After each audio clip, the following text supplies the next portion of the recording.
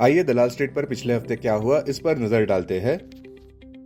Nifty bulls का कत्लेआम होता नजर आया बेयर्स के हाथों। बार बार पिछले हफ्ते निफ्टी और उनके स्टॉक्स पर काफी प्रहार होता नजर आया बेयर्स द्वारा।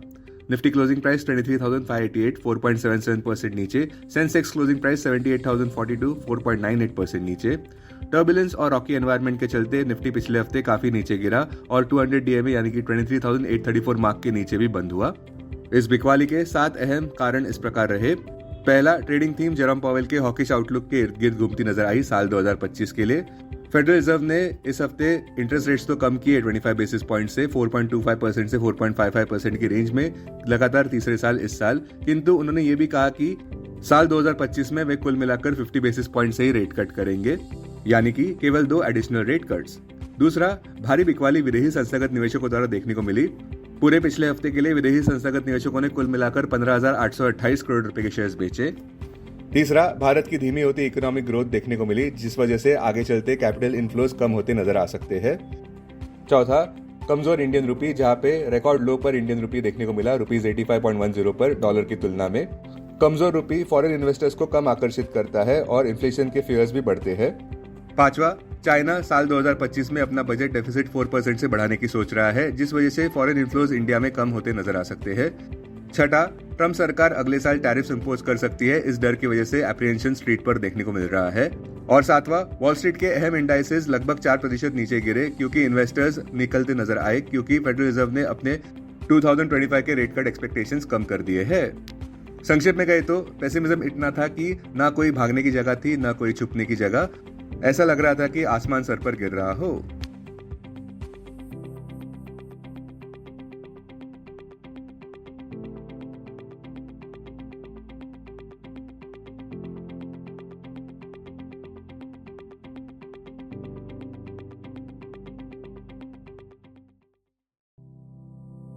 पिछले हफ्ते के दलाल स्ट्रीट के इंडाइसेस का परफॉर्मेंस देखते हैं। पहला, निफ्टी में मैसिव प्रॉफिट बुकिंग के चलते 4.77% की गिरावट नजर आई।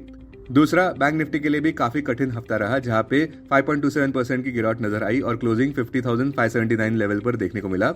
निफ्टी प्राइवेट बैंक इंडेक्स 5.14% नीचे गिरा और निफ्टी पीएसयू बैंक इंडेक्स और नीचे गिरा, यानी कि 6.3% नीचे वीकली बेसिस अनुसार। ब्रॉडर मार्केट्स की बात करें तो निफ्टी मिड कैप 100 इंडेक्स 3.50% नीचे गिरा और निफ्टी स्मॉल कैप इंडेक्स 3.57% नीचे गिरा। बुलिश सेक्टर्स की बात करें तो केवल निफ्टी फार्मा इंडेक्स 1.55% ऊपर बंद होने में सफल रहा। बाकी अंडर परफॉर्मिंग सेक्टर्स इस प्रकार रहे। निफ्टी पीएसयू इंडेक्स 6.79% नीचे, निफ्टी मेटल इंडेक्स 6.63% नीचे, निफ्टी एनर्जी इंडेक्स 6.14% नीचे, निफ्टी इंफ्रा इंडेक्स 5.58% नीचे, निफ्टी ऑटो इंडेक्स 5.02% नीचे, Nifty oil and gas index 4.95% नीचे, निफ्टी आईटी इंडेक्स 4.84% नीचे, निफ्टी मीडिया इंडेक्स 3.35% नीचे, निफ्टी रियल्टी इंडेक्स 2.30% नीचे, निफ्टी एफएमसीजी इंडेक्स 2.23% नीचे।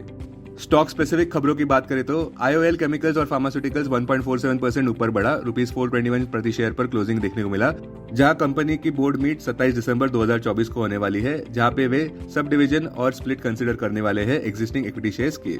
दूसरा, स्पाइस जेट भी सुर्खियां बटोरता नजर आया, जहां पे कंपनी ने ये इन्फॉर्म किया कि उन्होंने जेनेसिस कंपनी के साथ सेटलमेंट रीच की है, जहां पे वे $16 मिलियन का डिस्प्यूट रिजॉल्व करना चाहते हैं। अजय सिंह, चेयरमैन और मैनेजिंग डायरेक्टर स्पाइस जेट के, ये कहते हैं कि this settlement marks another crucial step in our journey towards financial stability. तीसरा, आईटीसी ने जनवरी 1, 2025 ये तारीख सुनिश्चित की है अपने होटल बिजनेस को कंपनी से डीमर्ज करने के लिए।